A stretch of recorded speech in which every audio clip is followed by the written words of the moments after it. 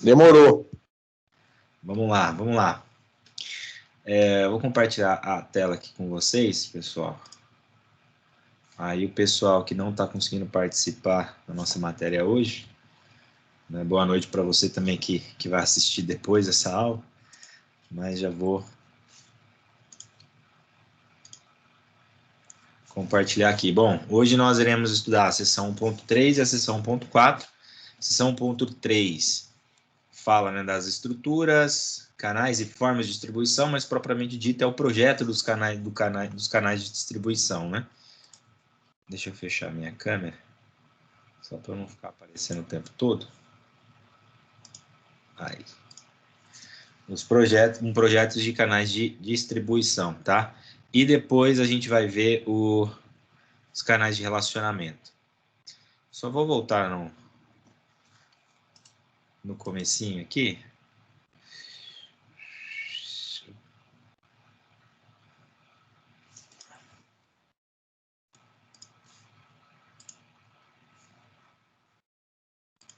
compartilhar de novo.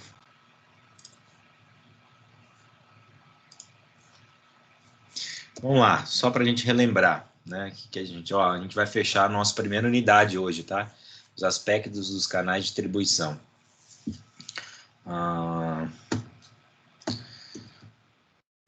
Aqui, canais de distribuição.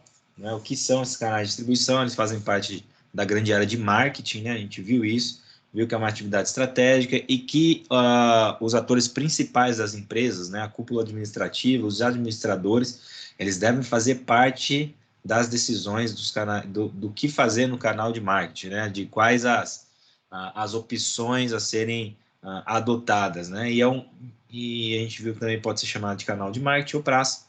E é um meio, né? Os canais são os meios de tornar um produto disponível, né? É o caminho, como está escrito ali embaixo do slide, ó, o caminho que a mercadoria percorre desde o fabricante até chegar às mãos do consumidor final.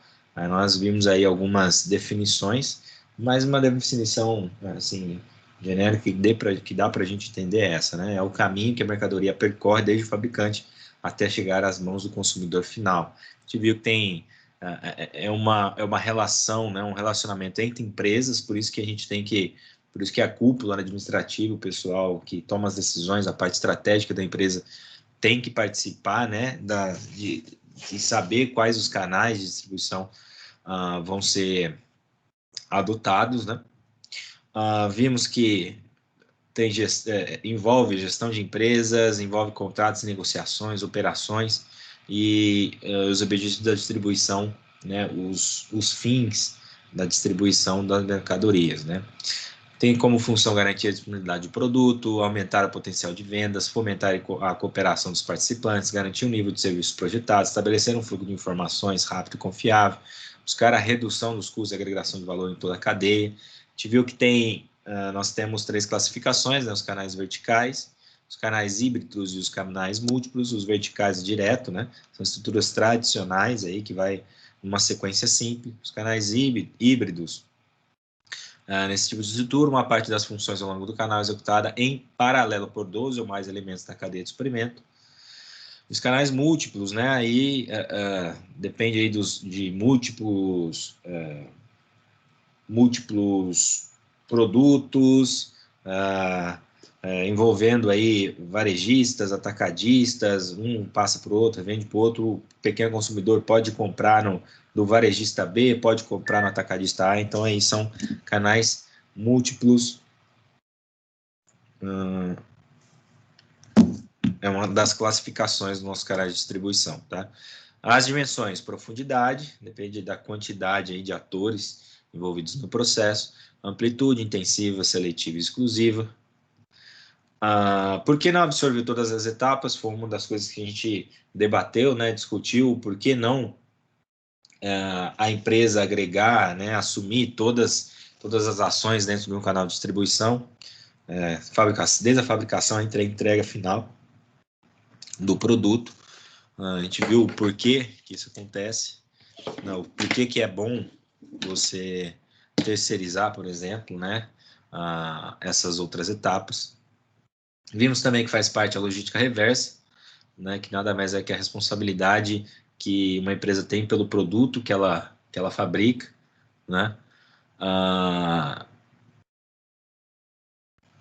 E também, né, na logística reversa, a empresa tem que entender como que ela vai conseguir recuperar os materiais por exemplo, né, reciclagem de garrafas PETs, devolução de correspondência, reciclagem de eletrônicos, reciclagem de pilha, reciclagem de óleo lubrificante usado, como que ela vai fazer essa coleta, né, dos usuários finais até chegar de volta ali na indústria para ter até uma reciclagem, se for o caso, né, ou para ter uma acomodação correta do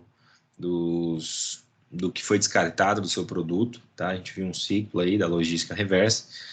O que envolve, né, dentro da logística reversa, né, o pós-venda e o pós-consumo.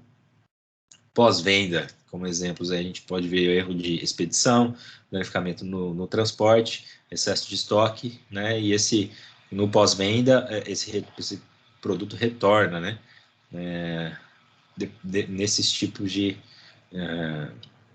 ocorridos aí. E pós-consumo, né, movimenta os produtos no decorrência do fim de utilidade, né, primeiro consumidor, ao final da vida útil, né, o pneu careca, resíduos industriais, são aqueles que já foram totalmente consumidos, aí os produtos só restam aí os descartes, tá?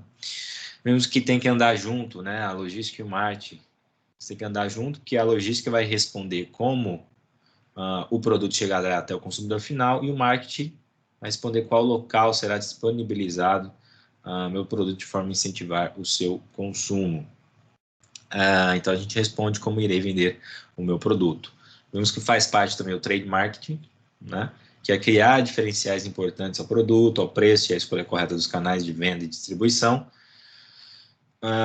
É uma parte de estratégica de distribuição das organizações que planeja maximizar as vendas e a diferenciar seus produtos, né? Uma melhor eficiência no ponto de venda e canal escolhido. A gente viu um videozinho falando quais eram alguns dos pilares do trade marketing. Depois com esse vídeo aí, você que não assistiu ainda, tá?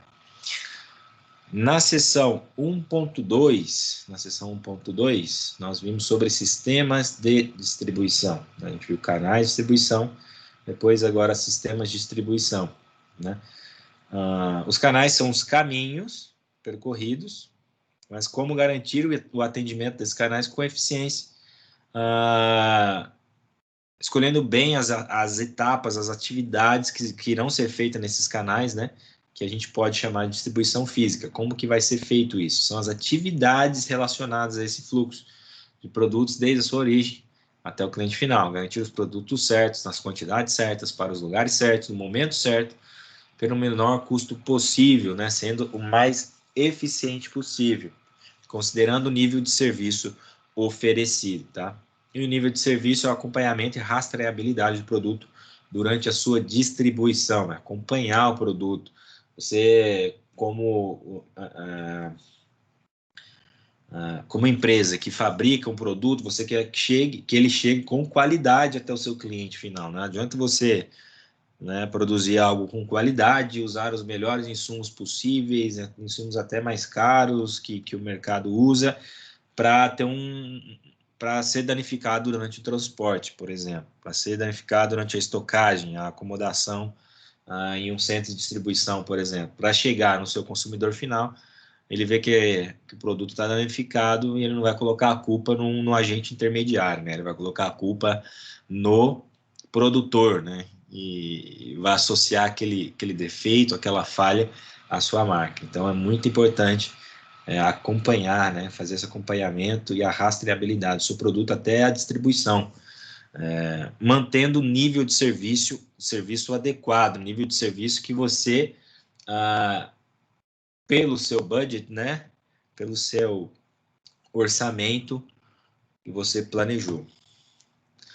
Vimos aí a diferença, né, que da distribuição física e canal de distribuição. O canal de distribuição é só o fluxo, né, entre os atores, fabricante, atacadista, varejista, até chegando no consumidor. A distribuição física são as atividades. Primeiro, estocar a fábrica, transportar até o estoque do atacadista, transportar até o estoque do varejista, o consumidor. Isso daí é um exemplo da distribuição física. A gente viu um videozinho de um centro de distribuição, né, de um dos componentes do nossa distribuição física, tá? São centros de distribuições. Então, a gente viu um videozinho aí de CD. bem legal.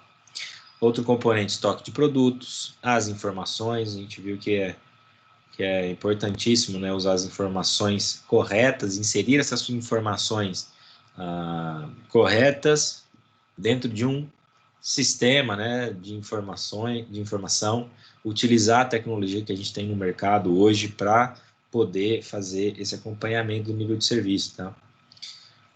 Até aí, essa parte hoje em dia, né, é uma das principais aí que a empresa tem que investir para não ficar para trás, tá? As empresas hoje elas têm que investir em tecnologia da informação para poder entregar um bom produto, ainda mais com as infinitas oportunidades aí de distribuição que estão sendo oferecidas no mercado. Se você não acompanhar corretamente, você não vai ter uma boa entrega do seu produto, tá? Então a gente viu mais um videozinho bem rápido, né, de uma solução, de um software, falando da entrega, tipo, é feito roteirização, planejamento, roteirização e logística de entrega de serviço. Depois a gente viu que um dos componentes também são os custos, são os gastos relativos à operação da distribuição.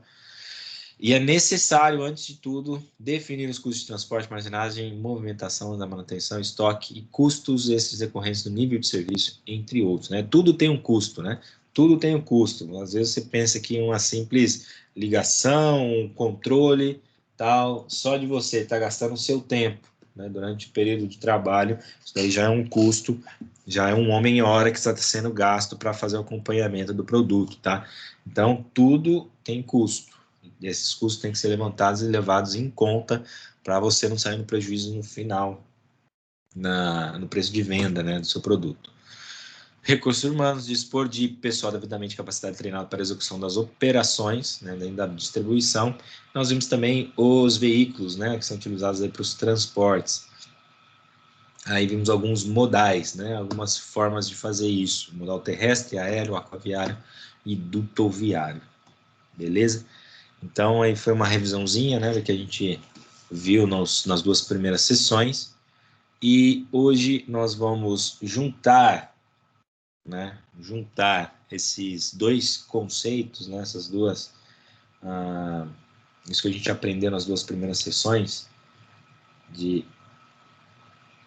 na sessão 1.1 e na sessão 1.2, dos canais de distribuição, e também as atividades que nós iremos fazer dentro dos canais de distribuição, para elaborarmos aí o projeto de canais de distribuição, tá?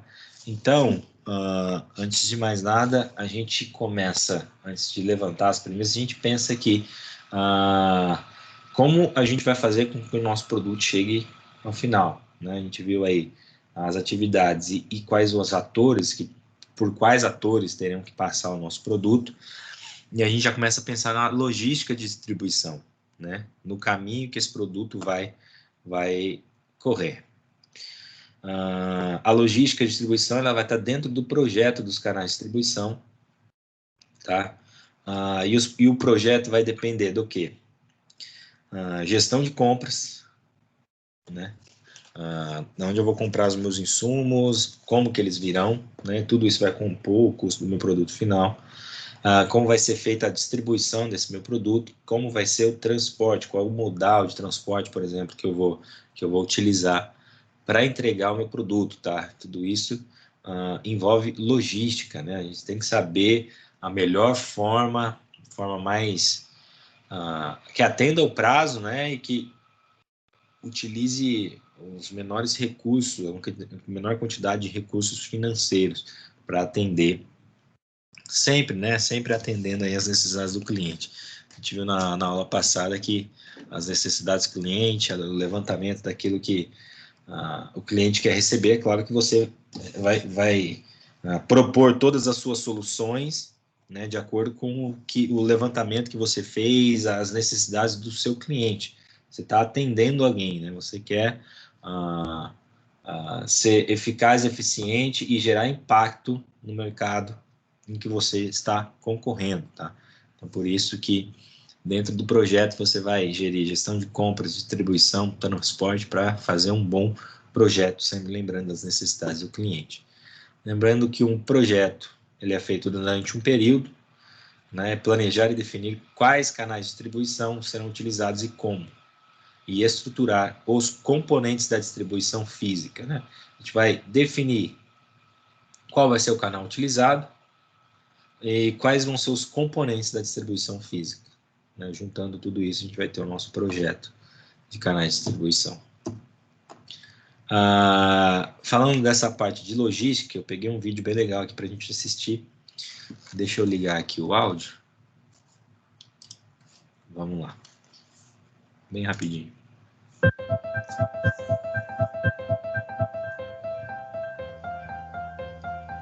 A estrutura logística do Walmart do Brasil é bastante complexa.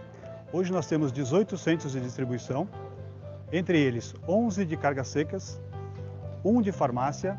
Ó, Walmart Brasil, 18 centros de distribuição. Eu não sei se esse vídeo é antigo, mas acho que de 2018, não sei se ele já tem mais, né? Vamos ver. E 6 de perecíveis.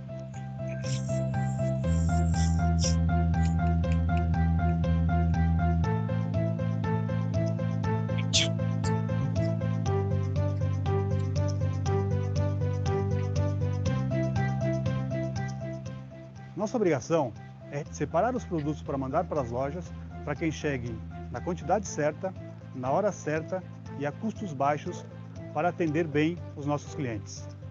Tá vendo que ele falou quase uma definição nossa, né? No início lá de como fazer a distribuição, né? Dos canais de distribuição. Né? Nossa distribuição física.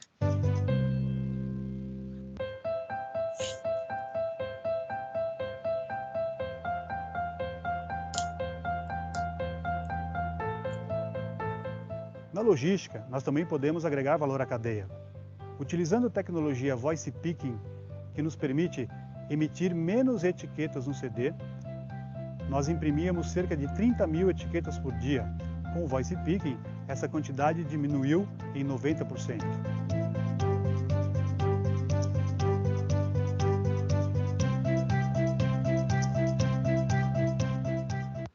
A frota percorreu 55,7 milhões de quilômetros. Desse total, 36 milhões foram cumpridos por veículo que utilizavam soluções sustentáveis, né? Numa empresa desse porte, desse tamanho, qualquer solução durante de canal ou de distribuição física para melhorar o processo tem um impacto muito grande, né? A gente viu aí só de etiqueta, só essa solução de voice picking, quantas etiquetas que eles não pararam de imprimir, né? Tornou um processo muito mais sustentável, tá? Agora, uma frota percorrer 55,7 milhões de quilômetros, né? Você tem que saber qual frota você vai utilizar, que tipo de transporte você vai utilizar, qual modal você vai utilizar. Olha como a logística é importante nesse processo, tá? Se são 55,7 milhões de quilômetros, quanto isso dá em dinheiro? Nós conseguimos agregar melhor valor, carregando bem os nossos caminhões, contratando bem os nossos transportadores, para poder gerar economia de combustível, ocupar melhor as nossas carretas com mais caixas, utilizando o retorno dos nossos caminhões que vão para as lojas carregados e voltam carregados com produtos de outros fornecedores para entregar ao Walmart.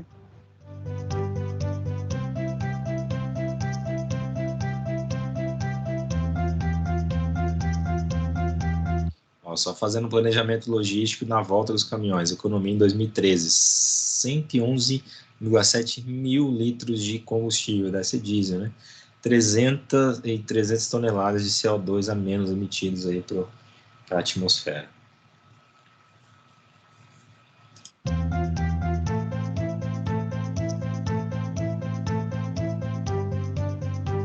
E estamos atentos a novas tecnologias que nos possam ajudar ainda mais a agregar a cadeia de valor.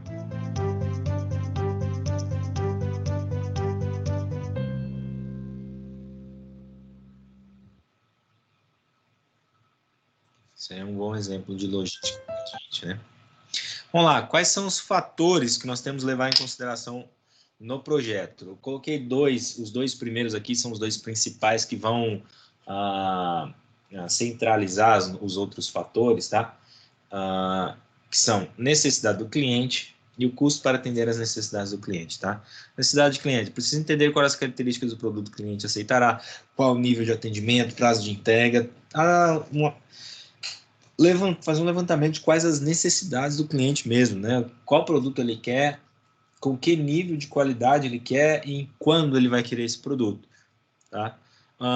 E para você conseguir atender esse desejo do cliente, né? Depois que você fizer um levantamento de mercado e tudo mais, se você for um produtor, um fabricante, levantar os custos, né? Desde a sua produção, chegada dos insumos e tudo mais, até a entrega final, custo para atender a necessidade do cliente. Então, os fatores do projeto vai permear dentro desses dois fatores, tá? Principais, necessidades do cliente e custo para atender a necessidade do cliente. Aí nós temos tempo de resposta, é o tempo que leva para o atendimento do cliente, para o produto chegar lá.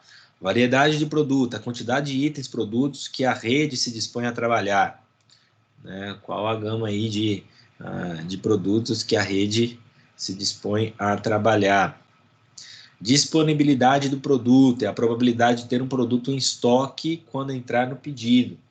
A gente vai ver um pouquinho aí depois de como pode acontecer isso, tá? Disponibilidade do produto, é a probabilidade de ter o produto em estoque quando entrar em pedido, tá? Porque a gente sabe que, dependendo do seu produto, você pode, você tem um tempo menor de produção, ou se você tem pequenos estoques pelo país, né? Dependendo de aonde você vai entregar esse produto, qual que é o seu mercado que mais demanda, qual a região do país que mais demanda, ou a região do estado mesmo que mais demanda do seu produto, para você ter disponibilidade do seu produto, né? Ele é de consumo rápido, ele demora para ser consumido, tudo isso você tem que levar em consideração no seu projeto, né? A probabilidade de ter o produto em estoque quando entrar o pedido.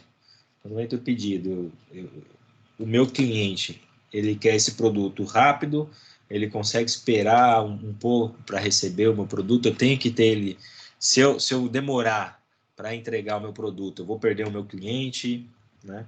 Tudo isso tem que ser levado em consideração.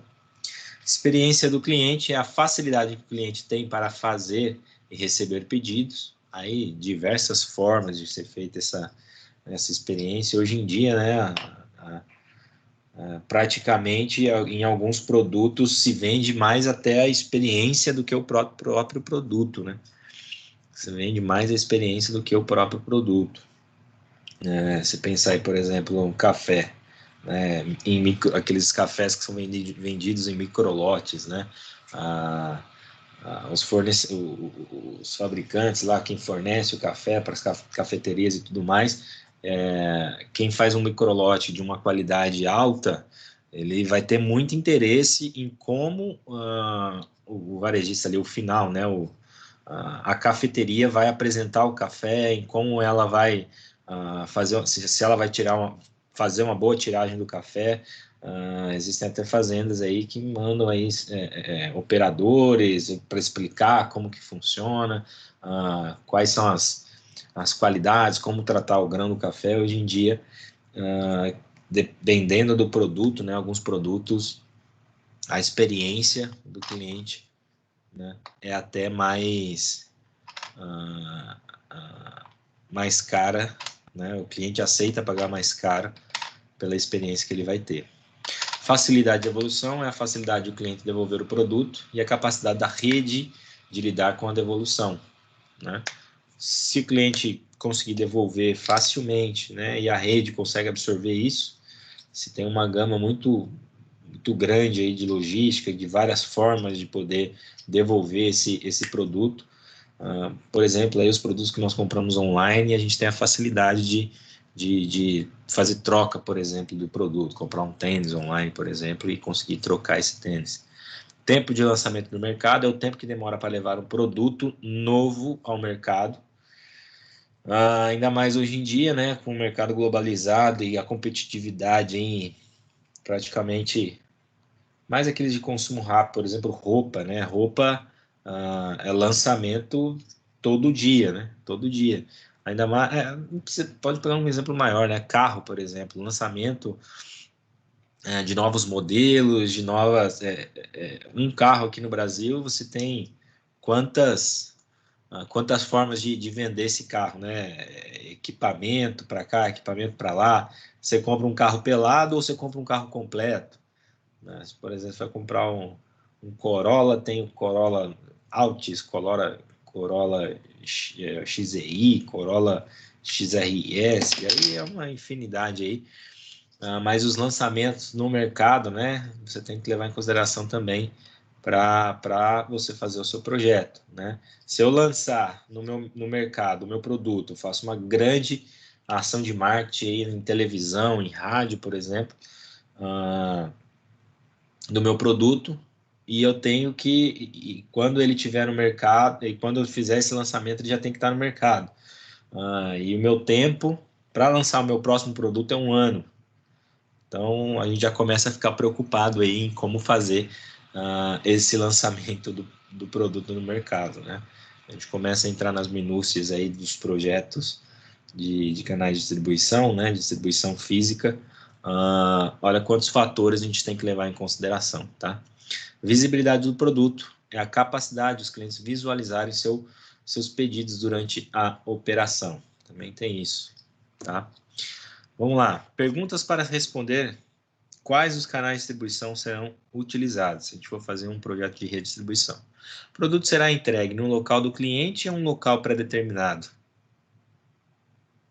Né? Dependendo, se for no local do cliente, a gente vai ter regiões para cobrir. Se for um local pré-determinado, a gente já sabe o que o caminhão vai sair da nossa fábrica e vai chegar num local determinado.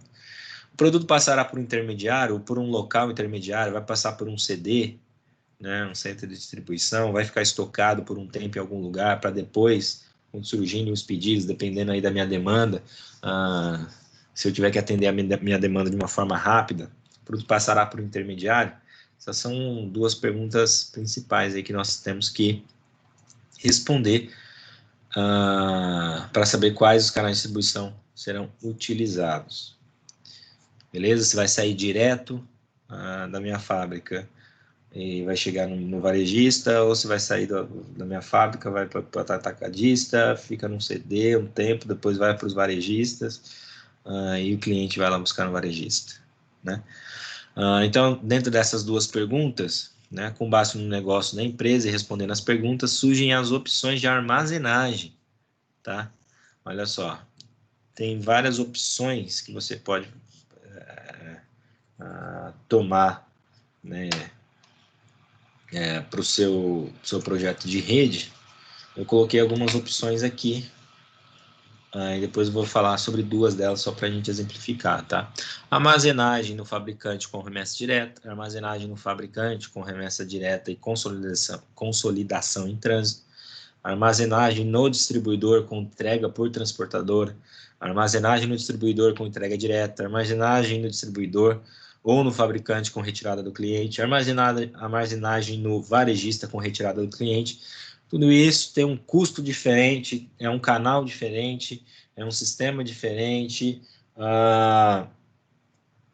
Você vai escolher também, né, com a disponibilidade que você tem no mercado, dependendo do seu produto, se o seu varejista vai conseguir armazenar, se você tem espaço para armazenar onde você fabrica, né, pensando aí como fabricante. Então, para entender o projeto como um todo, a gente tem que saber também, além de saber os fatores, né, analisar os fatores de projeto, principalmente aí as necessidades do cliente, o custo para atender as necessidades do cliente, né? Aí a gente vai ver tempo de resposta, variedade de produtos, disponibilidade do produto, experiência do cliente, facilidade de evolução, tempo de lançamento do mercado, visibilidade do produto, tudo isso mais voltado para os clientes. E depois você vai começar a perguntar como que eu vou utilizar os meus canais e também aonde vão ficar armazenados os meus produtos, dependendo de como eu tenho que atender os meus clientes, né? Aí 2 exemplos que eu vou pegar para vocês é armazenagem em um fabricante com remessa direta. Depois vocês podem assistir esse vídeo aí. Se eu dar uma pesquisada, um vídeo bem que explica um pouquinho disso daí, tá?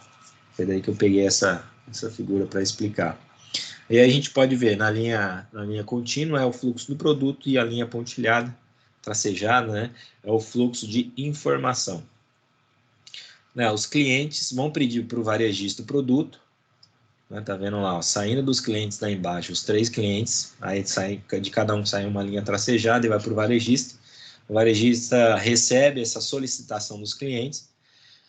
O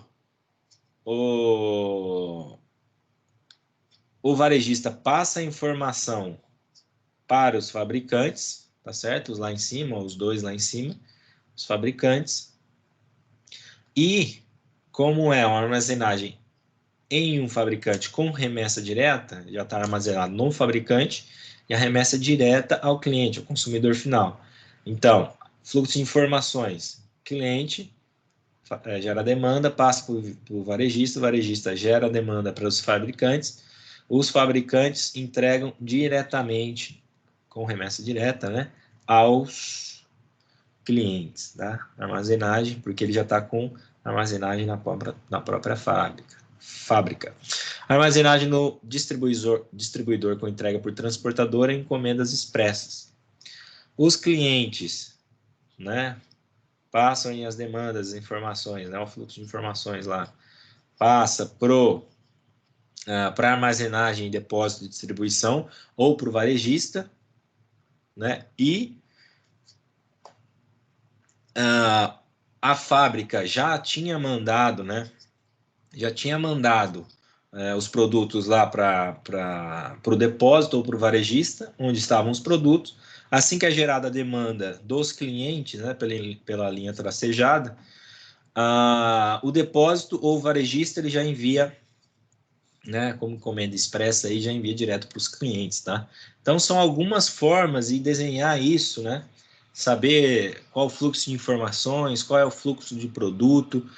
Isso aí é muito importante para levantamento de custos, saber qual canal corretamente utilizar, onde meu produto vai ficar parado, tá? Faz parte da logística aí de distribuição dos nossos produtos, faz parte do projeto como um todo, beleza? Então, tá vendo que a gente está montando, a gente levanta todas as necessidades do cliente, aonde vai ficar estocado o meu produto, de onde vai vir a demanda, da onde vai sair o produto, qual que é o fluxo de informações. Você pode ter um ERP que vai gerenciar toda essa informação, gerenciar todo aonde está o estoque e também como você vai fazer a entrega desse produto, tá?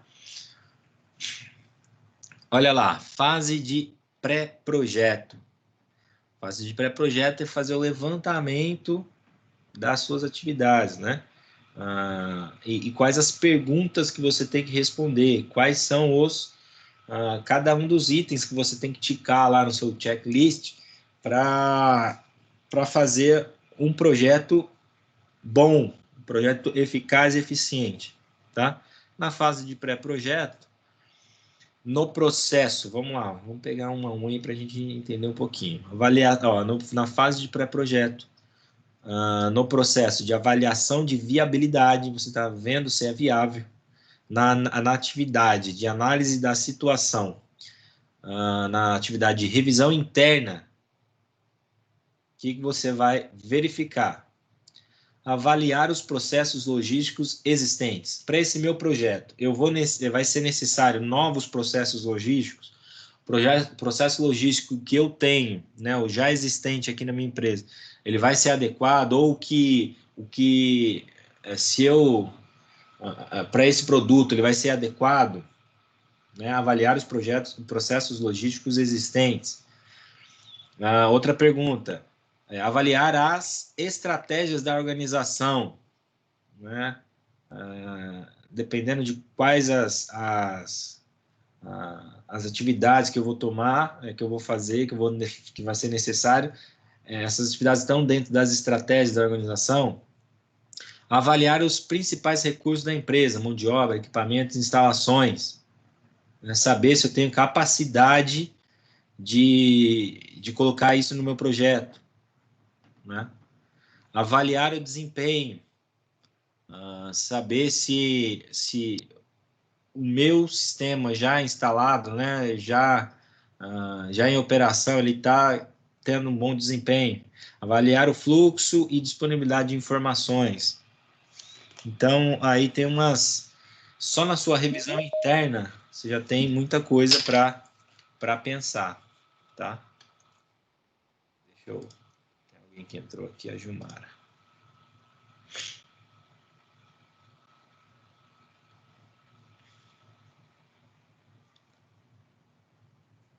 Beleza, boa noite, Gilmara. Vamos lá, continuando. Ainda lá, dentro da atividade de análise da situação, avaliação do mercado e concorrência, revisão das tendências e demandas dos serviços exigidos pelos clientes, né? Saber o que meu cliente está precisando. Não está nada eu, né, chegar com um produto ou entregar um produto, ou às vezes se eu sou um operador logístico, se tem soluções novas, né, soluções melhores que a minha, a gente não pode ficar ultrapassado. No mundo globalizado, a gente sabe o que está acontecendo lá do outro lado do mundo e a gente pode, num manualzinho, aplicar aqui no Brasil facilmente, né? A gente compra um software de um chinês aí, a maior facilidade do mundo, beleza? Então, revisão das tendências e demandas dos serviços exigidos. Entra mais alguém, a Gilmara está entrando de novo.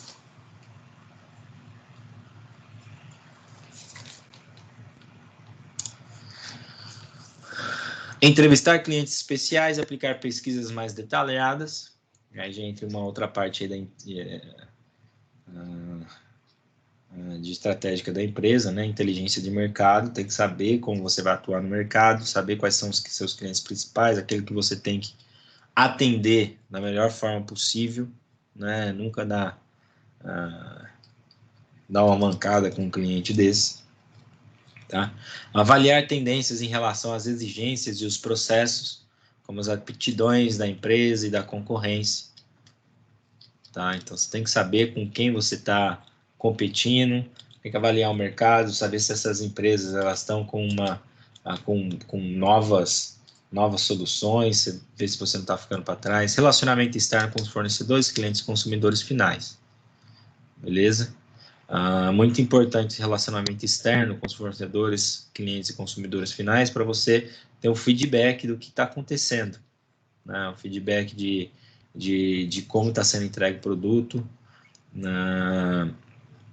da qualidade que está chegando na mão do cliente, essa inspeção, essa análise aí da entrega, ela tem que ser feita constantemente. Ainda na análise da situação, avaliação da tecnologia disponível, avaliar a capacidade da empresa com base nas tecnologias atuais e potenciais, novas tecnologias.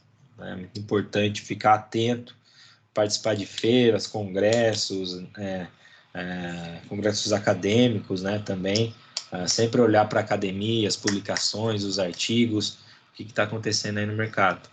Avaliar avanços tecnológicos que oferecem trocas compensatórias efetivas com outros recursos logísticos. Ainda na análise da situação, oportunidades de aprimoramento. Identificar oportunidades de melhoria mediante as avaliações realizadas. Tá? Você tem que aproveitar oportunidades, né? Oportunidade é um cavalo selado que passa aí e a gente tem que aproveitar. A atividade agora de estimativa de custo-benefício. A gente está vendo que é uma avaliação de viabilidade, né, o nosso processo. Está vendo se é viável esse projeto, só respondendo aí, ó, até agora, 1, 2, 3, 4, 5, 6, 7, 8, 9, 10, 11, 12, 13. Até agora, 12 perguntas, né, 12 situações. Agora, na estimativa de custo-benefício. Benefícios potenciais. Se realizar a análise logística e implementar suas orientações. Aperfeiçoamento do serviço, redução de custo e prevenção de custo. Se a gente for adotar uma solução, a solução do momento que está utilizando, mas para o meu produto, o custo vai ser muito alto e vai chegar no mercado, o meu cliente não vai aceitar, não tem sentido eu colocar isso no meu projeto, né? Então, o custo-benefício das minhas atividades, né? O custo-benefício daquilo que eu vou adotar, benefícios potenciais de se realizar a análise logística e implementar suas orientações, aperfeiçoamento de serviços de redução de custo e prevenção de custo. Ainda na fase de pré-projeto, agora planejamento do projeto. Tá? Definição dos objetivos, definição das expectativas de custo e de serviço. Quanto eu quero gastar e o que eu quero entregar. Quanto eu quero gastar e o que eu quero entregar. Definição das restrições, analisar as restrições do projeto, né, o que eu não consigo fazer e o que eu não quero fazer, né, o que eu não quero entregar, por onde eu não quero passar o meu produto, analisar as restrições à extensão das modificações permitidas ao sistema. Outra parte do planejamento, padrões de medidas, definir os padrões de desempenho gerencial, criar aí, né, indicadores, né, para poder medir isso, né, e criar o padrão, qual que é o padrão que eu tenho a alcançar, identificar estruturas de custos e dificuldade de desempenho, sempre com melhorias de processos, né, a gente viu que a primeira parte lá é avaliar os processos logísticos existentes, né, as atividades, a primeira coisa é se fazer uma revisão interna, saber a viabilidade desse projeto, tudo isso vai levar em conta aí os padrões que você vai querer entregar depois. Identificar a estrutura de custo e dificuldade de desempenho. Depois, procedimentos de análise, né, fazer simulações. Técnicas de análise, desde técnicas simples a ferramentas computadorizadas, simulando possíveis ações. Tá? E, por fim, aí, o plano de trabalho de projeto. Com base nisso tudo, deve-se criar um plano de trabalho, ou projeto, né? Com base em todas essas alternativas, aí você vai escolher, você já tem todas as suas premissas, você já sabe o que o seu cliente precisa, o produto que você quer entregar, só falta você escrever como você vai entregar. Como e por onde. Perfil do cliente. Como que você vai definir o seu produto ou saber o que você vai entregar. Entrou mais alguém aqui, Gisele?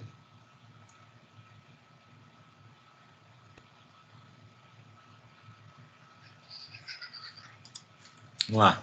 Quem são os clientes? Quem eu quero atender? Né? Para você traçar o perfil do seu cliente, para você escolher o canal certo e colocar as premissas certas no seu projeto. Quais são as necessidades dos nossos clientes? A gente não vai criar um produto da nossa cabeça, escolher um tipo de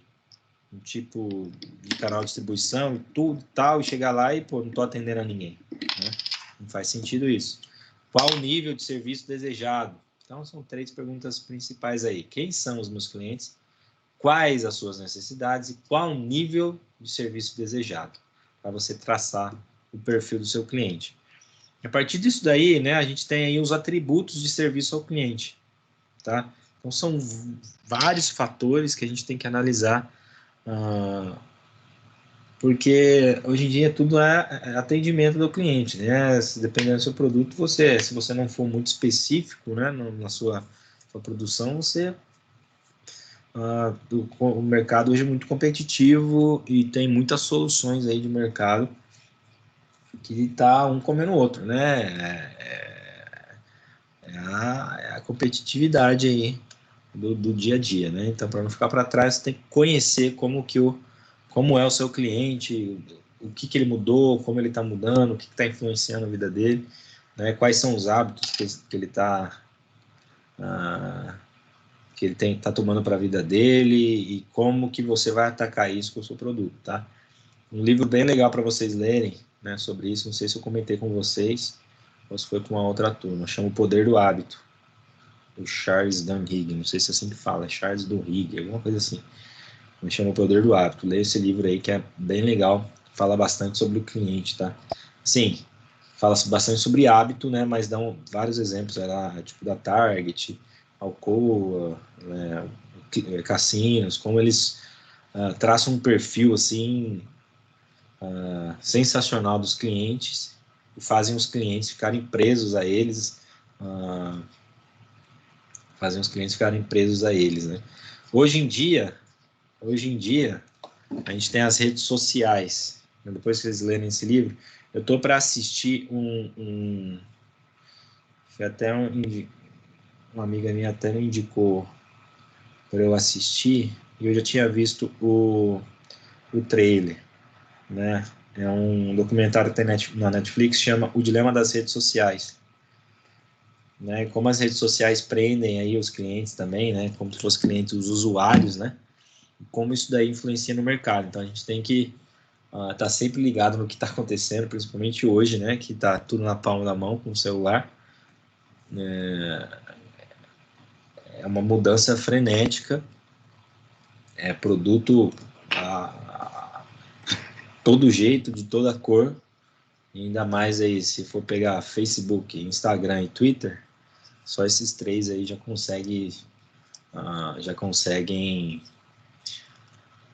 manobrar o mercado, dependendo da ação de marketing que você tiver e o quanto você conhece do seu cliente. Né?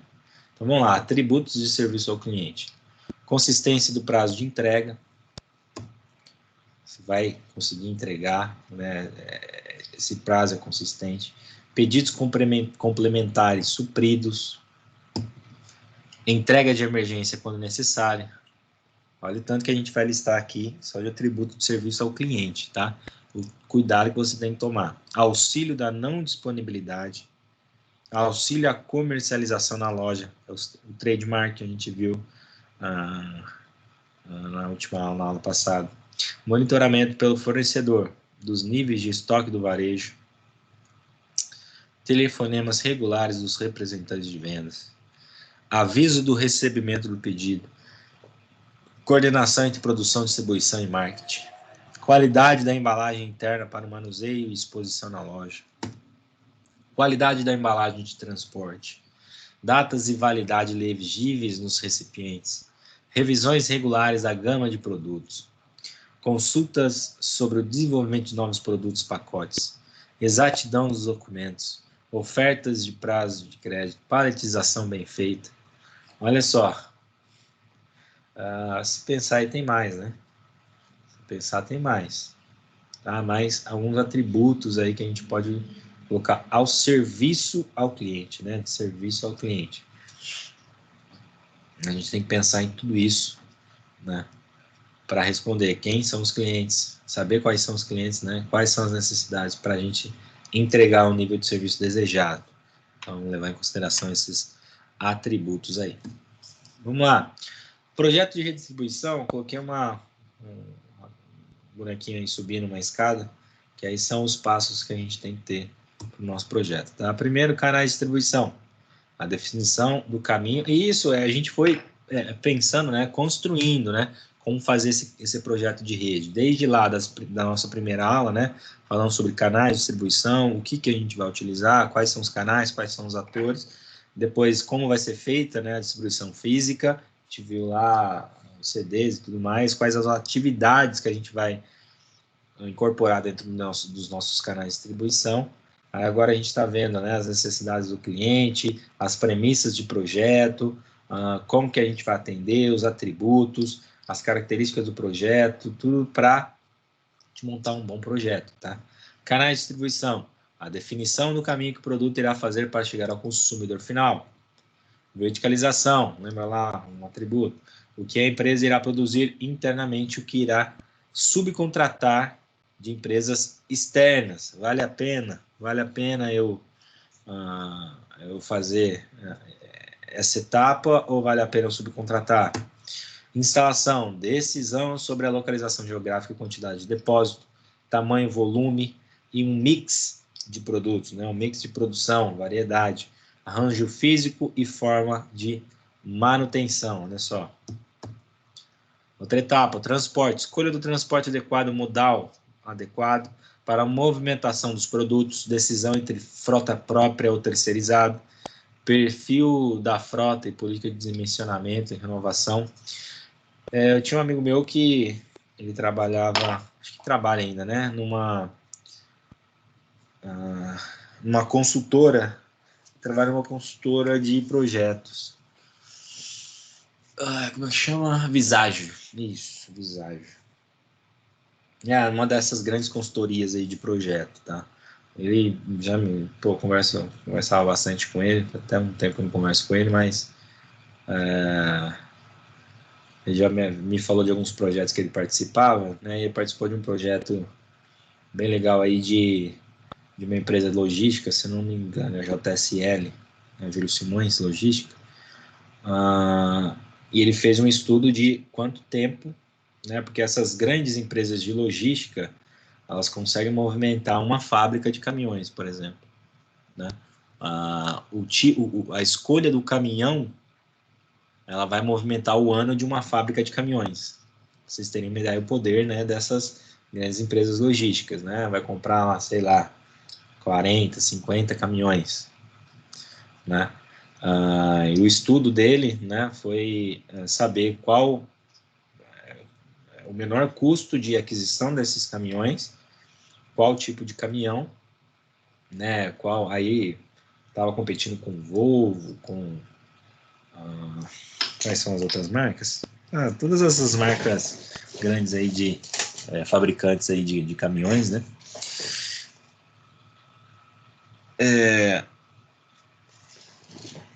E ele fez a conta de qual era a melhor opção e quanto tempo de troca da frota, né? Então, ele chegou num projeto, uma solução final em que a empresa ia comprar esses caminhões, por um preço, né? Ia movimentar toda a fabricação, movimentar toda uma planta de uma fábrica de caminhões aí por um ano, pelo menos. E depois, se eu não me engano, eram 2 anos para trocar essa frota. Depois que eles trocavam a frota, eles conseguiam vender o caminhão por, sei lá, quase o mesmo preço, ou até um pouco mais caro do que eles compraram 2 anos antes, né? Então, para vocês verem o desconto que eles conseguem, né, já como empresa, comprando em escala, utiliza esses caminhões e depois vende ainda os caminhões para comprar uma frota nova, outras negociações, outros valores aí, e ganha dinheiro com isso ainda, né? Então, essa parte de transporte é muito importante. Escolha do transporte adequado para a movimentação dos produtos. Se você trabalhar aí numa empresa de logística, né, você já vai ter ideia, né, do projeto de redistribuição e como você vai ser inserido dentro desse projeto de redistribuição. E pensando nisso, você se adequa ao seu cliente para entregar a melhor solução possível, né? Você vai entregar um produto, você vai saber aí como fazer a melhor acomodação e, pegando as premissas do projeto do seu cliente, você consegue entregar e ser competitivo, tá? Decisão entre frota própria ou terceirizada, perfil da frota e políticas de dimensionamento e renovação, né? Análise de utilização de frota dedicada, circuitos estáticos, transporte colaborativo e definição de rotas. Vamos lá, continuando do projeto. Estoque, decisão sobre quais itens devem ser estocados, quais e controle de inventário, quantidades e... né? Quais itens, quantidades e controle de inventário. Pedidos, definição sobre como serão feitos os acompanhamentos, os pedidos, qual o grau de automação e informatização. Como será feito o recolhimento de embalagens de produtos danificados ou fora do prazo de qualidade, para atender já a logística reversa como um passo final do nosso projeto de rede, tá? Vocês viram que legal lá no exemplo lá do Walmart, eles entregavam e já no retorno dos caminhões eles já pegavam os insumos necessários, né? Para fazer, utilizavam já, né, a frota de entrega para poder fazer a coleta dos insumos necessários. Então tá aí alguns passos para o nosso projeto: canais, verticalização, instalação, transporte, estoque, pedidos e logística reversa. Vamos assistir um videozinho aí de uma solução, porque o que está acontecendo hoje em dia, né? O advento aí, né, da globalização, da internet das coisas, aplicativos, e também, né, o crescimento das cidades, da aglomeração das cidades, engarrafamento e tudo mais. A gente vê que a logística urbana, né? A logística urbana é um grande desafio, por exemplo, entregar em São Paulo, né? Cumprir horário, cumprir prazo, cumprir qualidade do produto em São Paulo, ser competitivo ainda com isso, né? A gente começa a pesquisar quais são as soluções de mercado, aquelas que estão chegando, né? Coisas novas que o mercado está apresentando. Um amigo meu, ele tem uma empresa que chama Move, M-U-V, se não me engano, que é mais ou menos assim, ele juntou vários motoboys e ele é uma empresa com motoboys que entregam um serviço de motoboy, mas só com uma qualidade melhor, com um tratamento com o cliente adequado. Então, ali, o fornecedor ele vai ter uma entrega bem feita, uma entrega com feedback, uma entrega com segurança do seu produto, né? Porque hoje em dia, motoboy, principalmente essa época de pandemia agora, logística urbana, né, os motoboys, entrega, a gente vê aí também as entregas pela Amazon, as soluções que estão acontecendo aí, né, entrega no Mercado Livre. Pô, entrega no Mercado Livre, você pode se cadastrar lá e fazer entrega. Né? Não sei se aqui já chega. Não, aqui chega. Entrega no Mercado Livre, eu já até recebi para um amigo meu, né, alguns produtos, que é CPF, né? Cadastrado lá, você vai, pega o produto e entrega o produto. Então, soluções de logística urbana, hoje em dia está muito... o foco está nisso, né? Para entrega de produtos aí de consumo. Se a gente partir, né? Como o nosso projeto, ele pode ser até para grandes empresas, grandes redes, como também para redes menores, né? Ou até para uma rede, se, por exemplo, se você for uma empresa em São Paulo, para você entregar em São Paulo, você já vai ter que pensar muito bem no seu cliente, pensar muito bem como realizar essa logística urbana, tá? Então, a gente vê aí várias soluções, né? A gente vê várias soluções de mercado. E vamos ver o que vai acontecer com o Correio, né? O Correio está aí para o governo atual, parece que vai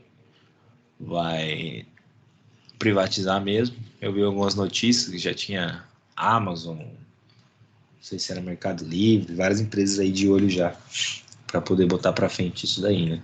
Se eu não me engano, o Correio ainda está em greve. Não sei se ainda está em greve. Mas vamos lá. Vamos assistir esse videozinho aqui que é uma solução de logística urbana. Tecnologia a serviço da mobilidade urbana. Conheça o LogBee, uma startup que faz parte do programa de residência do MobLab, o laboratório de mobilidade urbana da Prefeitura de São Paulo. O LogBee, uma ferramenta de inteligência e gestão logística, foi apresentado durante o 4º Seminário Nacional de Mobilidade Urbana, realizado em São Paulo. A primeira que a gente vai chamar é a LogBee, com Marlon Brumer. Então, LogBee. Boa tarde, pessoal. Tudo bom? Então, meu nome é Marlon, eu vou falar aqui sobre a LogBee. O que é a LogBee? LogBee é uma ferramenta inteligente de gestão logística. A gente integra profissionais autônomos, né, motoristas autônomos, para atender grandes empresas. Então, qual que é o problema que a gente está tentando resolver? Nós vimos que grandes empresas conseguem grandes transportadoras para fazer a distribuição em São Paulo, são logísticas urbanas. Nós vimos que, para empresas médias, empresas pequenas, elas não conseguem uma negociação muito boa com transportadoras, né? E, por outro lado, a gente viu que existem os transportadores autônomos, né? Que são pessoas físicas, MEIs, que compraram a sua van, o seu caminhãozinho, e pela nossa pesquisa a gente descobriu que... Vou parar aqui só para a gente ler. Problema. A todo momento precisamos transportar objetos. Pessoas adquirem bens, mudam de casa, participam da economia colaborativa. Transportadoras clássicas conseguem fazer um serviço de qualidade, mas necessitam de escala para serem lucrativas e não conseguem atender pessoas físicas e pequenas empresas. E os transportadores autônomos, né, têm uma estrutura de custo muito menor que as grandes empresas, mas pecam em capacidade de organização, marketing, qualidade de serviço. É o que eu estava falando para vocês do motoboy, né, por exemplo.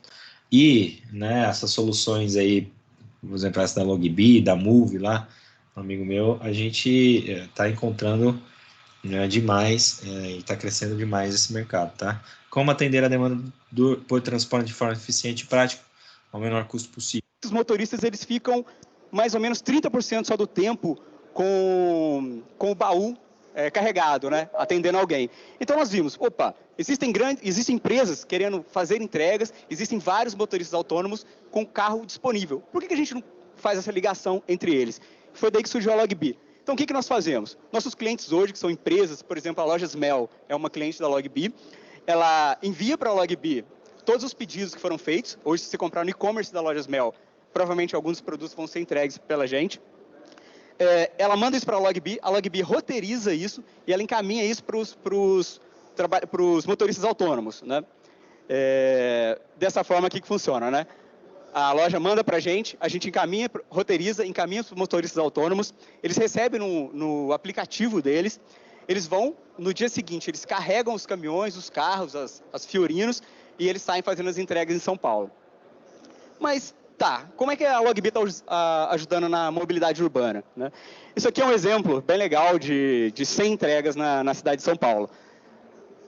O que nós fizemos aqui? Nós dividimos em 3 vias diferentes para o motorista poder fazer essas entregas. Então, está claramente que um motorista está entregando mais ou menos umas 30, 33 coisas, né? Então, cada motorista está numa via específica.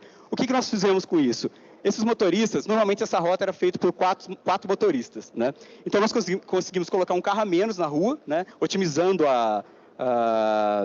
deixando espaço livre aí para outros carros poderem andar, né? E com essa otimização, nós fazemos com que as entregas também sejam um pouco mais rápidas. A LogBee, ela não tem um centro de distribuição, então ela vai direto na empresa, ela coleta os produtos e já faz a entrega no dia seguinte. Então, agiliza também para as pessoas que adquiriram esses produtos. Esse aqui é o nosso aplicativo já, o aplicativo que fica na mão do motorista. Então, de manhã ou no final da noite, ele já pega o aplicativo, ele já sabe exatamente o que ele precisa fazer. Está aqui, exatamente na ordem que ele tem que seguir. Então, ele seguindo a ordem, é exatamente a mesma ordem que a gente roteirizou. Então, ali nós já fizemos um estudo para ele do melhor caminho que ele vai seguir. Esse aqui é um exemplo, junto com o MobLab e com a SP Negócios, nós fizemos uma distribuição de cestas orgânicas, que a gente fez a coleta lá em Parelheiros, né, e saímos distribuindo em São Paulo. E aqui o pessoal conseguiu acompanhar, tirou alguns dados até para mandar para o projeto lá da Bloomberg. Então, todos os nossos clientes hoje, eles têm um dashboard desse, onde eles conseguem acompanhar quais entregas já foram feitas, quais estão pendentes e se tem algum problema, né? Por quê? Se tiver algum problema numa entrega, a loja ela já pode imediatamente ligar para aquele cliente e, de repente, resolver aquilo. De repente, o cliente está no vizinho e ele pode ir lá receber aquele produto. E isso evita com que eu tenha que voltar, com que o motorista tenha que voltar lá para fazer essa entrega. Então, a gente diminui também os reenvios, né? E esse aqui é um novo item que a gente está implementando agora. Todo mundo que compra, por exemplo, hoje, o exemplo da Lojas Mel mesmo, todo mundo que compra recebe um código de rastreio. Então, diferente de correio ou de outras transportadoras, que você não sabe direito quando o seu produto vai chegar, a gente sabe exatamente o dia e uma hora aproximada que o seu produto vai chegar. Então, se você não vai estar na sua casa naquele dia, naquele horário, você pode avisar para a loja que a gente vai tentar te entregar no outro dia. E com isso a gente evita o retrabalho, né? O carro tem que voltar lá e tem que fazer essa entrega novamente. Então, a gente diminui carros na rua, emissão de CO2. Esse é o nosso... Cara, isso é muito legal, isso é muito interessante, né? O horário que vai ser entregue, para você se programar, você não precisa ficar preocupando, ficar o dia inteiro, a manhã toda, né? Na sua casa esperando um produto que às vezes até não chega. Então, são soluções aí de mercado que facilitam muito a vida. E com isso a gente evita e fica lá em cima.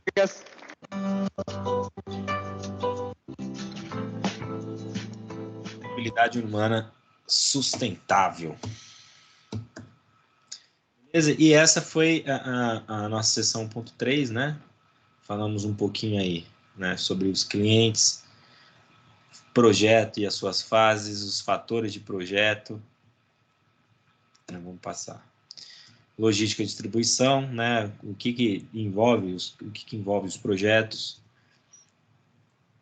os fatores que são os principais, né? Os dois principais são a necessidade de cliente e o custo para atender essas necessidades, o que mais está envolvido, quais são as perguntas que a gente tem que responder para o nosso projeto de rede, o que está envolvido, né?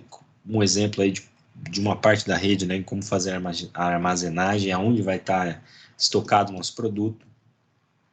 As fases de pré-projeto, a gente viu quantas perguntas, né, a gente tem que responder para poder fazer aí um pré-projeto, né, para a gente fazer um planejamento, tentar se adequar à realidade, traçar um perfil do cliente, a gente viu quantos atributos, ó, esse caçar tem mais atributos do serviço ao cliente,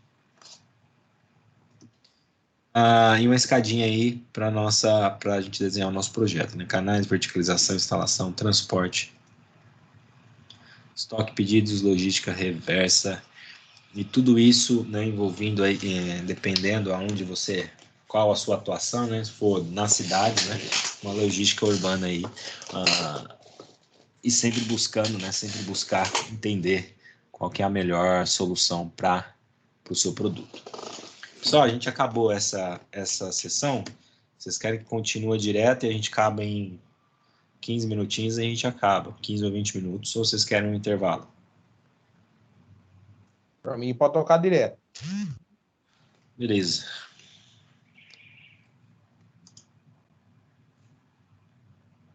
Vamos embora então. Né, levando tudo isso em consideração, né, a gente vai estudar um pouquinho, né, no final aqui dessa unidade, né, nos canais de distribuição, como fazer a distribuição do meu produto. A gente vai aprender a saber os conceitos, né, do B2B e B2C. Tem alguns lugares que já fazem até o B2B2C, né? Eu acho que eu separei um vídeo sobre isso para vocês também, tá? B2B é business to business e B2C é business to consumer. Eu coloquei aqui, são 1, 2, 3, 4, 5, 6, 7, 8, 9, 10. São 10 marcas, que, se eu não me engano, são 600, um mix dessas 10 marcas aí, somando tudo, eu acho que uns 500 produtos, tá? Por que eu coloquei isso daí, né? Para a gente ver como que funciona o relacionamento, né, B2C, B2B. Todas essas empresas aí, elas têm um relacionamento direto, às vezes, com o cliente, dependendo das marcas que estão atreladas a ela, né, as grandes marcas. Mas como elas são muito grandes, a maioria é B2B, né? A maioria é business to business, né? Elas passam de empresa para outras empresas, revendedoras, para os varejistas e tudo mais. Mas olha só, imagina como tem que ser, né, um projeto de redistribuição de uma Nestlé, por exemplo, lançando um produto novo, né? Olha só, em marcas ali de sorvete, a Nestlé, Moverick, não sei o que lá. Aqui no Brasil ela vende Wonka. Caraca, é muita coisa. P&G, né, a Procter & Gamble, tem a General Mills, Kellogg's. Olha o mix de produtos e marcas que eles têm, né? Pensando nisso, né, cada uma tem a sua forma de atacar o mercado, saber quais são os seus clientes e saber como fazer isso da melhor forma. Como levar o seu produto, na melhor qualidade até o seu cliente, né? E esses canais de relacionamento podem ser feitos, né, empresa para empresa e para o cliente, ou da empresa diretamente para o cliente. Se a gente pensar aí, essas grandes, são, a gente pensar no e-commerce, por exemplo, né, a maioria é business to consumer, a empresa vende diretamente para o cliente, né?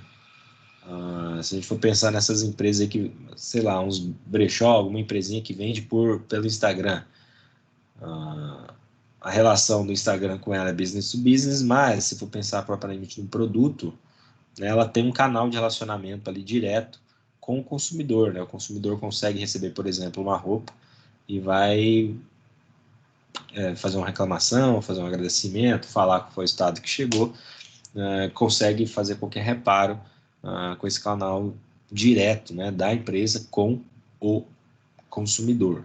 Então, coloquei aí essa imagem só para a gente pensar um pouquinho no mundo que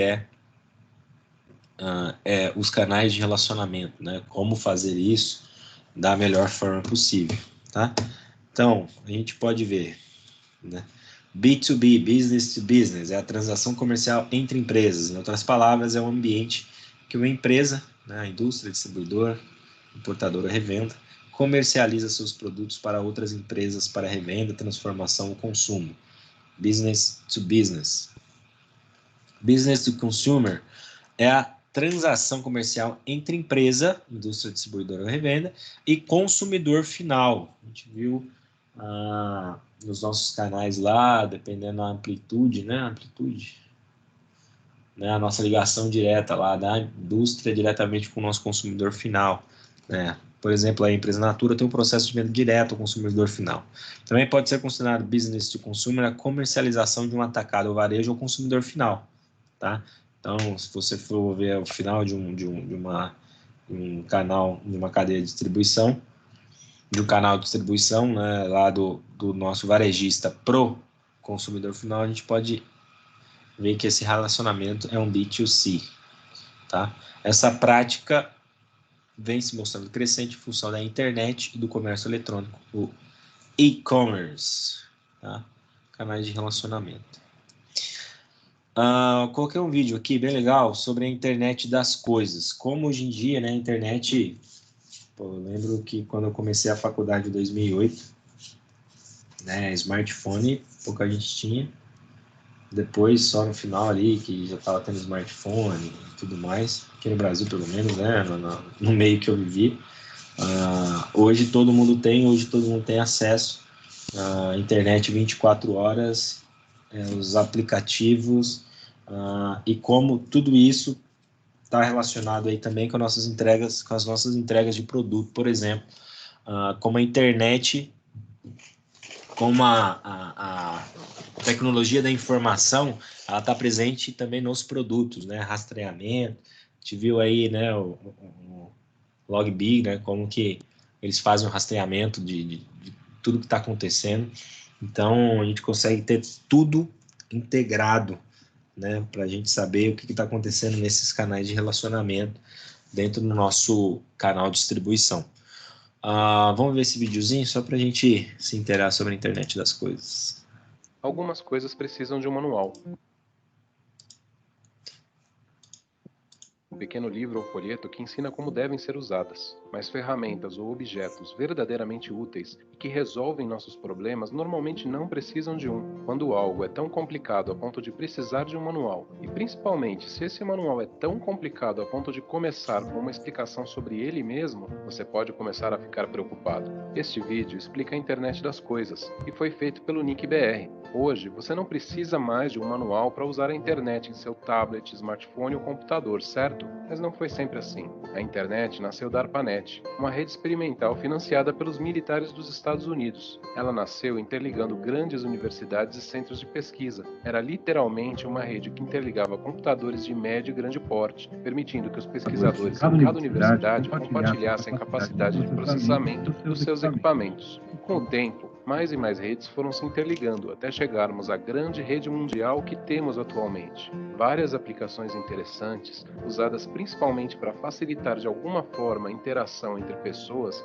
foram sendo criadas e houve diversos avanços na tecnologia. Tivemos o e-mail, os computadores pessoais, a web, o comércio eletrônico, os buscadores, a tecnologia de rede sem fio, as músicas online, os PDAs, a tecnologia de voz sobre IP, os vídeos online, os smartphones e as diversas redes sociais. Hoje, muito mais do que uma rede de computadores, a internet é uma rede de pessoas e comunidades. No nível mais básico, ela ainda interliga computadores, mas ela evoluiu para ser muito mais do que isso.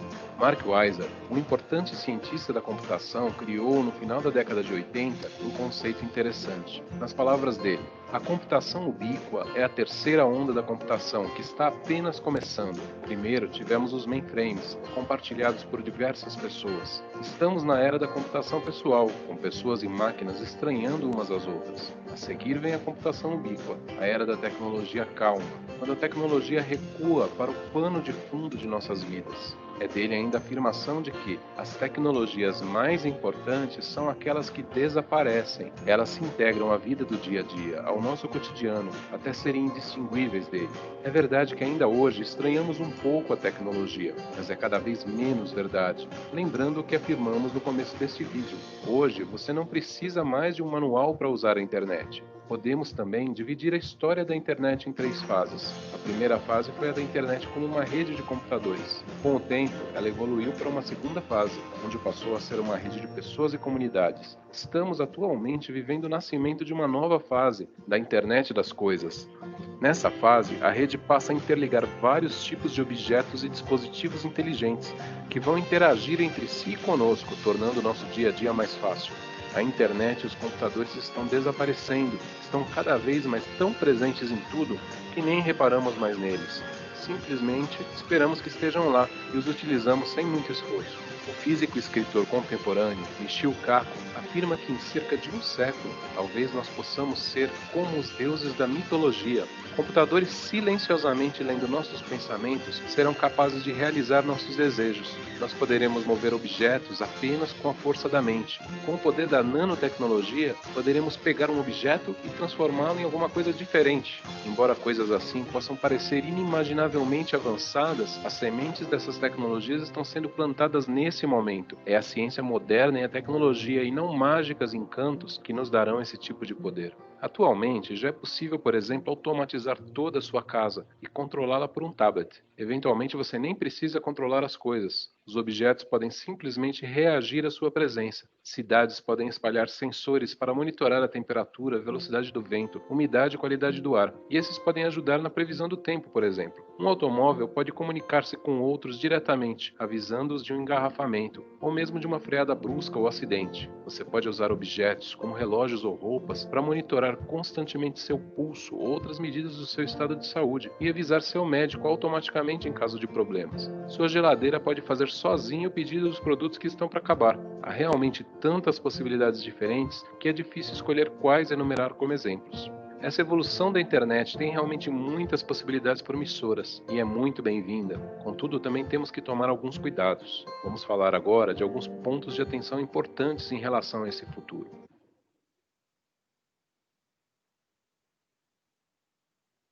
Escolher quais Olha que engraçado, gente. Daqui a pouco o nosso cliente vai ser a geladeira de alguém, né? Quer dizer, já é, né? enumerar como exemplos. Essa evolução da internet tem realmente muitas possibilidades promissoras e é muito bem-vinda. Contudo, também temos que tomar alguns cuidados. Vamos falar agora de alguns pontos de atenção importantes em relação a esse futuro. Em primeiro lugar, não podemos esquecer da segurança dos dispositivos. Na internet atual já temos muitos problemas: invasões, ataques, spam, vírus, botnets, etc. Alguns deles decorrem de problemas nos softwares usados nos computadores, ou de configurações mal feitas. Ao embutir um pequeno computador em um objeto qualquer, não se pode deixar a segurança em segundo plano. O que aconteceria se um hacker invadisse seu automóvel e acionasse os freios numa hora indevida? Outro ponto de atenção é a privacidade. Quem terá acesso aos muitos dados disponíveis sobre você? Por exemplo, você poderá compartilhar os dados de muitos tipos de sensores que avaliam seu estado de saúde com seus médicos. Mas será que você vai desejar que o seu banco tenha acesso aos mesmos dados? Recentemente fomos todos negativamente surpreendidos com denúncias de que a NSA, um órgão do governo dos Estados Unidos, está coletando dados sobre todos nós. Certamente não queremos que o futuro nos lembre do filme 1984 de George Orwell, onde o ditador, chamado de Big Brother ou Grande Irmão, vigiava e controlava tudo e todos. A discussão sobre os limites da privacidade na internet já é atualmente uma pauta importante, e sua importância só tende a aumentar. O terceiro ponto de atenção é um desafio técnico relacionado à própria infraestrutura da internet. Hoje temos alguns bilhões de dispositivos na rede mundial. Com a internet das coisas, em breve serão dezenas, depois centenas de bilhões. Os endereços IP que identificam cada um desses dispositivos de forma única não têm a capacidade para todo esse crescimento. Por isso, a internet está em processo de transição com a implantação de uma nova tecnologia tecnologia que substituirá o IP versão 4. O novo protocolo é o IP versão 6, ou IPv6, e essa transição está muito atrasada. Já não temos mais IPs versão 4, e muitos provedores estão começando a compartilhar endereços entre vários usuários simultâneos, usando uma técnica chamada Carrier Grade NAT. Isso pode, no extremo, levar ao fim da internet como a conhecemos. A implantação do IPv6 é necessária para a continuidade da internet e para sua evolução. Bem, é isso. Fique atento à implantação do IPv6, exigindo que equipamentos e serviços sejam compatíveis. Fique atento também às questões de privacidade e segurança na rede. E aproveite o futuro em que a tecnologia é sua amiga. Esperamos você no canal do NICBR no YouTube, NICBR Vídeos, com mais vídeos sobre internet e redes. É isso aí, pessoal. Como a internet das coisas aí está envolvido, né? Como ela está envolvida em tudo. E aí fica a dica também para vocês assistirem aquele documentário do Netflix, né? E como as redes sociais estão mudando os hábitos aí, estão mudando a vida, né, dos nossos clientes, né? Daqueles que a gente vai, daqueles que nós iremos atender, tá? Algumas coisas. Vamos lá. Os canais de relacionamento eles podem ser, né, classificados, né, pela sua atividade fim, por exemplo. Tá? A atividade fim é a atividade de transformação, né? A gente vai ver qual que é o tipo de modelo de negócio. Por exemplo, a atividade fim é transformação. Qual que é a figura? Uma indústria que vende seus produtos para outras indústrias. É um modelo de negócio B2B. Né? Exemplo, fábrica de alumínio vende para a indústria automotiva. Né? Fábrica de bancos de caminhão entrega lá para a montadora. A atividade fim, revenda. Indústria vende para a distribuidora, revenda. B2B, fábrica de pneus vende para a revendedora. Outras atividades de revenda. O distribuidor vende para revenda. B2B, importador de vinhos portugueses vende para o atacado. Agora de consumo, atividade fim de consumo. Distribuidor, atacado, varejo vende para o consumidor final. E aí já vai ser um B2C, né? Supermercado vende ao consumidor. Outro exemplo de consumo. Indústria vende para o consumidor final. B2C, a Brastemp vende diretamente ao consumidor através do seu website. Então, hoje, o futuro, né? Não sei como que vai ser, mas praticamente o relacionamento está sendo tudo online, né? Não tem mais o senhorzinho lá da venda que você conversa, fica batendo papo, contando história para conseguir comprar um produto que está lá na gôndola dele, né? Você abre o celular ali, pede um iFood, abre o celular, você pede qualquer tipo de produto, né? O pessoal aí seu vizinho vai te entregar. O seu vizinho da direita vai te entregar um produto que o vizinho da esquerda está produzindo. Hoje em dia já está assim, e isso vai crescer muito mais, né, os pequenos negócios aí. O que difere na prática esses dois modelos? Mais, né, para os canais de distribuição, para a rede, né, para o projeto de rede de distribuição, o que vai diferir na prática esses dois modelos? O que isso impacta na logística? Né? No B2B, geralmente são comercializadas quantidades maiores, né, entre a indústria e os atacadistas, por exemplo, né, com contratos de médio e longo prazo, porque os atacadistas eles têm lá um levantamento, um levantamento histórico do quanto os varejistas, né, compram, às vezes até esses atacadistas vendem para o consumidor final também, né, a gente vê aí por exemplo, Tenda, né, essas redes de supermercados que também são atacadistas, redes de supermercados atacadistas, que vendem em grandes quantidades, né, mas também vende para o consumidor final. Mas só que as indústrias já sabem ali mais ou menos, né, por isso que os contratos são de médio e longo prazo, tá? E isso vai impactar, né, no nosso modelo, né, nosso modelo de rede de distribuição, tá bom? Já no B2C, as quantidades são menores e com demanda menos previsível, né, exigindo uma gestão de transporte de rotas mais apurada. A gente não sabe quanto que o cliente vai fazer a demanda. Pedir no mercado, né, são pedidos, são demandas sazonais, por exemplo, né, B2C as quantidades são menores e com demanda menos previsível. Então, você vai ter que ter uma rede logística, uma rede de distribuição logística, uma rede de distribuição, né? Como uma resposta mais rápida, por exemplo, né? Você pode aderir, né, a esses aplicativos que pessoas vão lá na sua casa, lá na sua indústria, pegam o seu produto e entregam no outro dia em outro lugar, se você não tiver um contrato fechado com uma grande empresa de logística, né? Então, essas são as grandes diferenças aí, né? B2B são comercializadas em quantidades maiores, com contratos de médio e longo prazo. Já B2C, as quantidades são menores e demanda menos previsível. Aí você vai correr atrás, dentro do seu projeto, qual canal, qual modal de distribuição você vai utilizar, tá? Os estoques serão devidamente proporcionais em função ao tipo de produto, necessidade do cliente e estratégia da empresa. A gente viu tudo isso, né, nas nossas premissas de projeto lá, né? A gente tem que saber qual que é a função, né, proporcionais em função do tipo de produto, a necessidade do cliente e a estratégia da empresa. Os nossos estoques, o quanto a gente vai estocar, aonde a gente vai estocar, tudo isso vai depender, né, do tipo de produto, se são produtos perecíveis ou não, né?